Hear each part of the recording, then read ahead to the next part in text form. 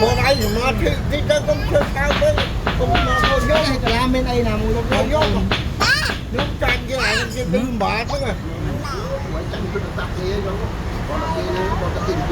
đó nếu cái kẹt thử không đi biết đó ai vậy nha vậy nha đó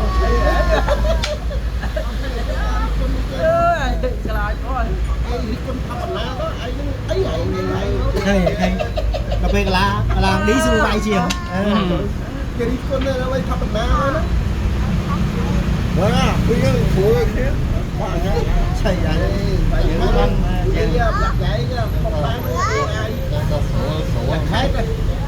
để chúng ta chơi thôi ai đấy nó thấy đó trời sủa mai là hiệp đồ mê khi đồng khi hơi đây thì nó có ba thì mình có ba đi lên xin lên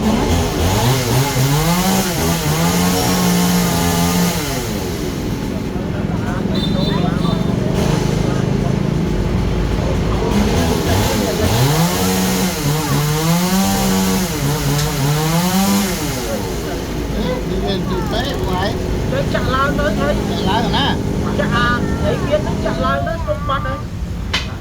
xoay mình bạn ai đấy mình em từ kia tôi đang đi nữa cho con rút răng thật rút răng thật kích ong không làm vui mau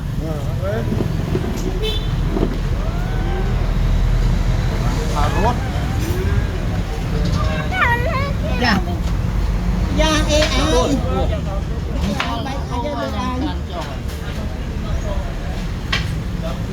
mà đang mình lại là nó ấy ập đậu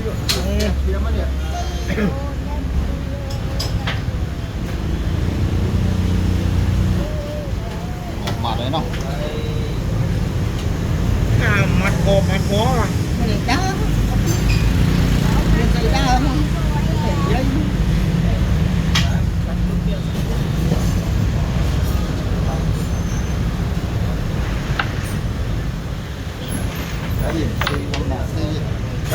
phi ốc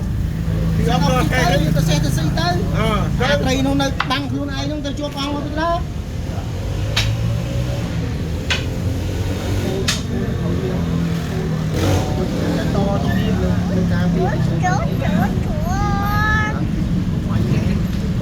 nghe hơi nghe hả mi ấy đó cho mất đó cho mất đó ôi giời mà đưa để ai nó cho mất đâu tha còn người tha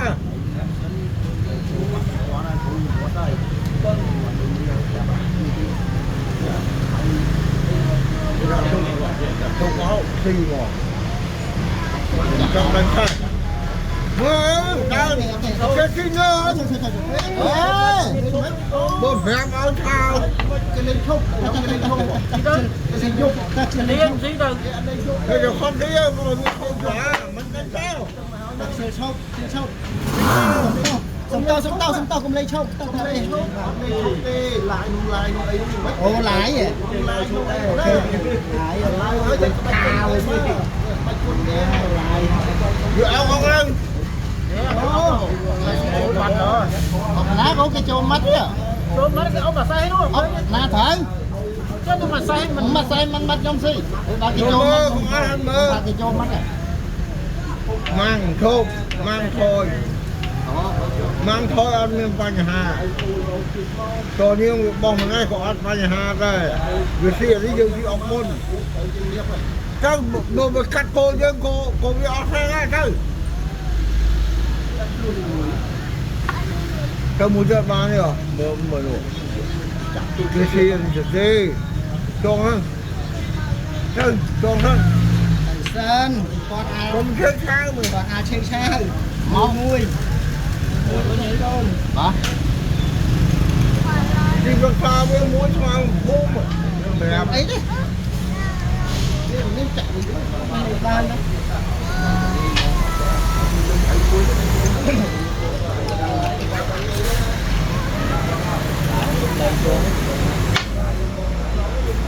cục này bọc hết cái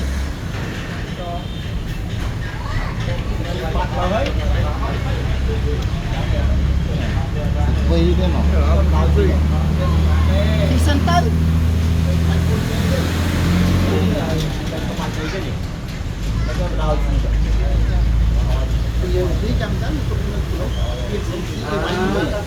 xí chứ là nó cái bốc hai tay nó cái bốc lót tiêm tiền là cái món màu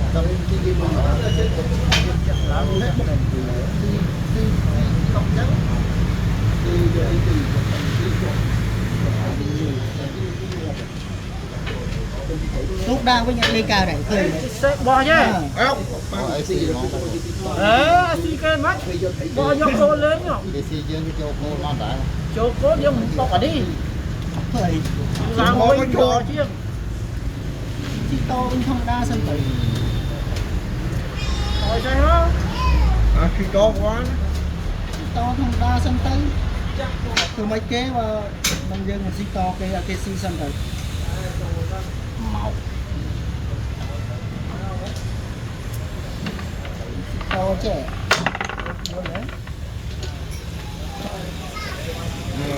cái ốc thử đúng không, cái ốc thử vậy mày toán rồi cái ốc thử đúng không, vậy nhóm ốc ta mà cô nhóm lát ta xí nó có ta ban này nhóm ốc ta này có ban này món là chơi rồi mấy bờ láng ôi ở đây không bốc rồi lắm xe của anh này cái này thì máy mới hiện máy ôi của anh độ tôi thì tám độ tôi đó nó ăn ăn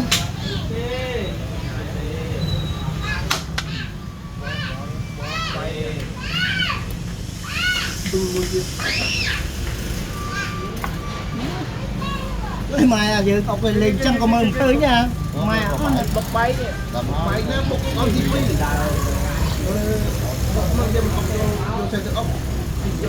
cái chỗ từ nắng á chỗ là nát rồi không măng xì bạch nó cái chỗ rồi nhiên đặt đúng cái chỗ từ nắng à chỗ lại sao nhiên thế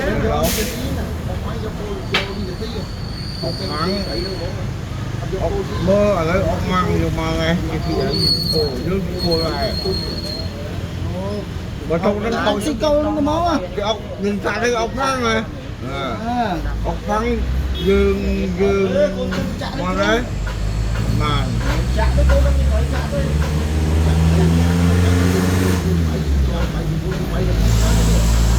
hai chân à này em đặt có là đặt đó đây đặt kia đó chị bắt rồi chị tới chị bán chị tới chị bò lại mày mua rồi đá đá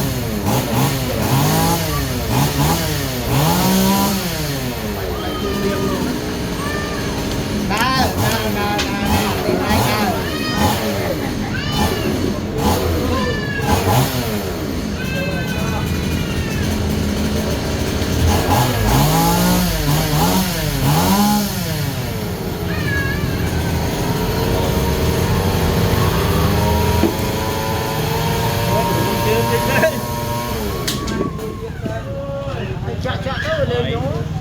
vì nia cảnh rây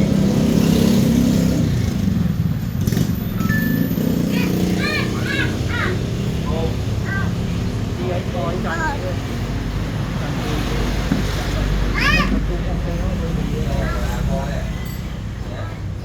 mà giúp thôi cô lên thân mình cô xin thấy nó thôi cô xin thấy nó còn gì bật la đây không ạ la gì thấy nó rồi thôi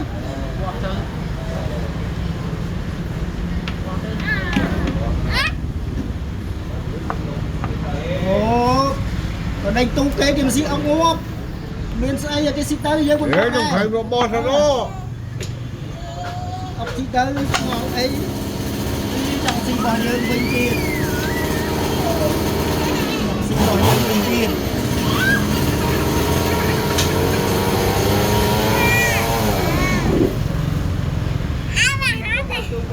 bò đấy đỏ đi nhai nhai bóng Mùi sân. à bóng đỏ này ổn là ngồi nấm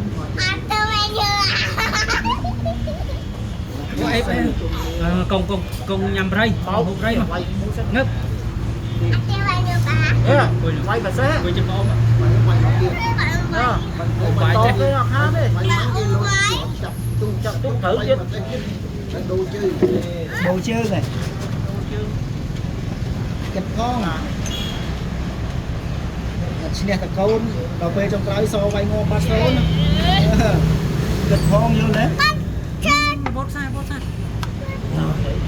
hiểm hơn Không mưa thăm nữa. Xin lên mùi sân mà. vậy chăm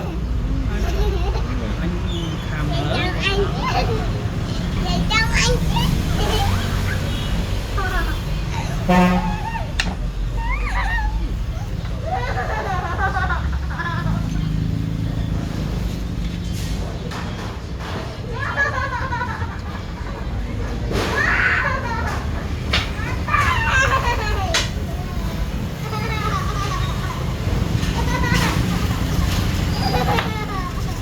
Hổm phát đó. ôi tròn đây phải chứ ba ha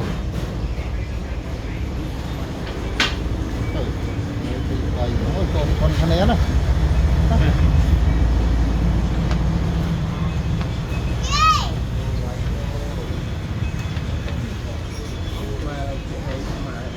Mở cái môi đây.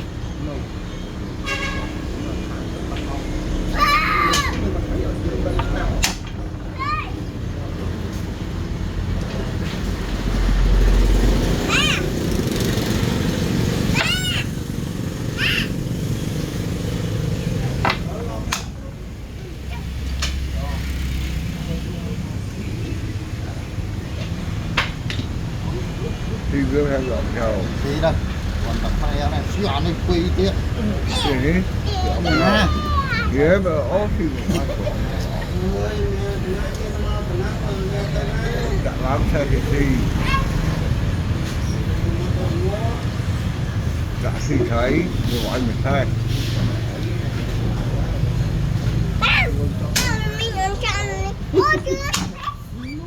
Trong vang mất không? Học lên. Lên tập bánh hai ấy chứ. nhà thì đó mình còn ngồi học bà chú mọi mặt cái môi hả người học bao mặt cái môi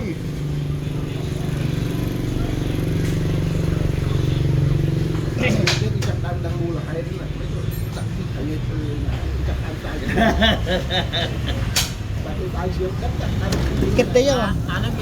Mình môi bong đi mình sẽ lấy quay bong co nó quay mấy cái hay đấy các bạn.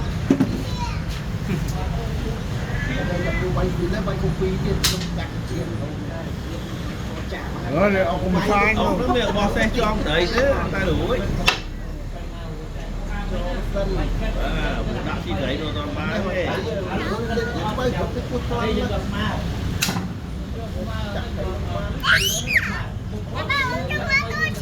ở đây bọc đồ máu nhá ai cho nói máu thì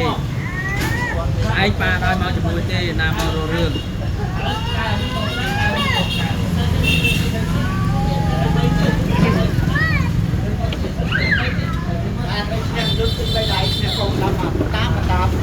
Ra đấy.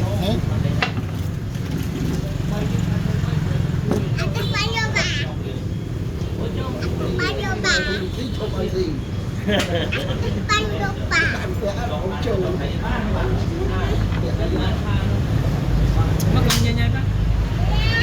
đấy chứ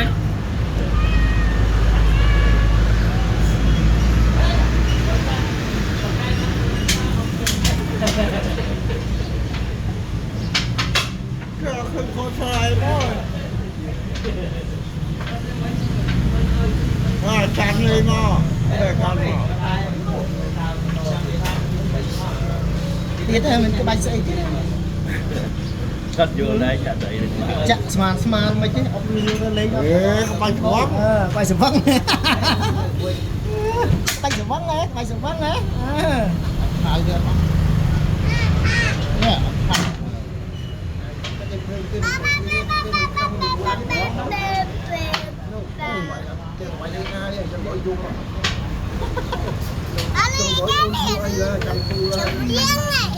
chăn thu ôn o là bề pha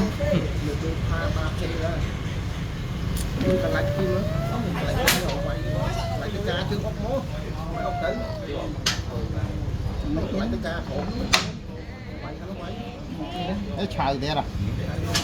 chộp còn lá chộp ngô bấy vô vinh vô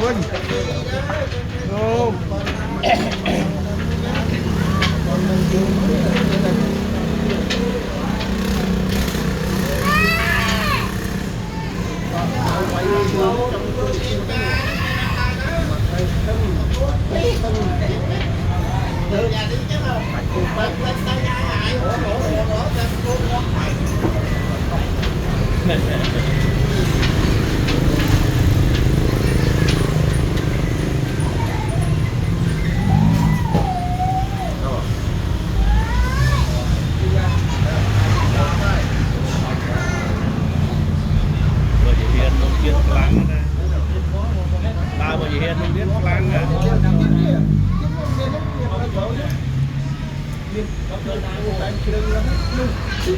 ngon ba đây bạn thấy ngon bạn cái nó tất cả ốc có cái mình đáng không đây nè nhẹ ăn mặt rơi đó mà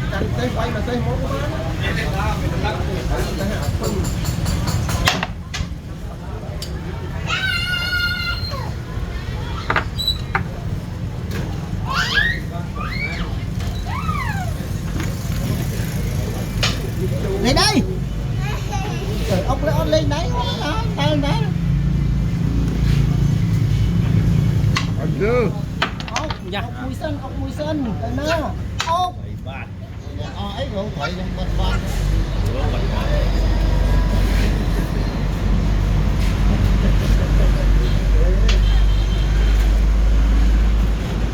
ốc đúng còn ai cứ bay đi kia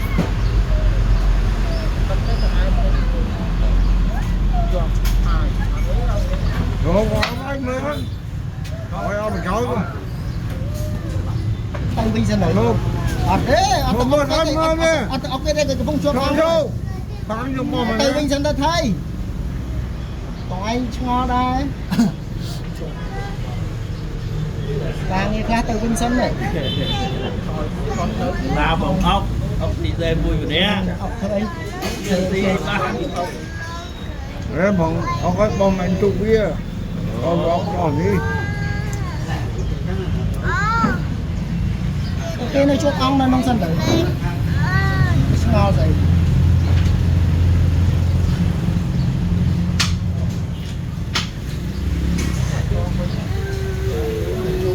Chán không có chua con nó nữa ai